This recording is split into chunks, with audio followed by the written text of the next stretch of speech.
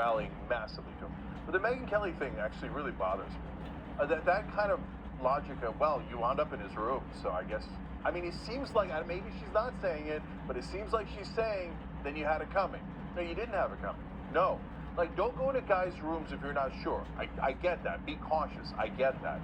But don't, no, once a guy is in a room alone with a girl, he does not have carte blanche.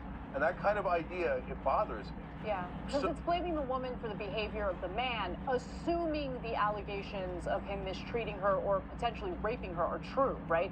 And so I hate that as well. At the same time, as a woman myself, obviously, you know how vulnerable you can be, and so you always have to take additional precautions just to protect yourself.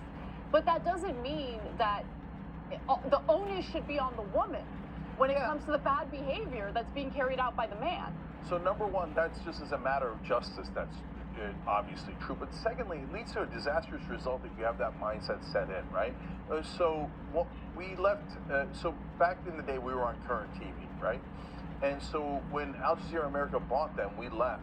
And there was many different reasons we left. But one of them was, we had a coworker, and she was going to go do a meeting with one of their executives, and she was the head of social media, so she was fairly high up at Current TV. And they said, oh, you have to bring a male with you to have coffee at Starbucks with this executive.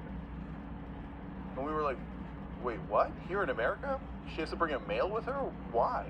Because the assumption is, if a man and a woman are alone together, well, obviously the man's going to rape her or something. That's crazy. Okay, like, what?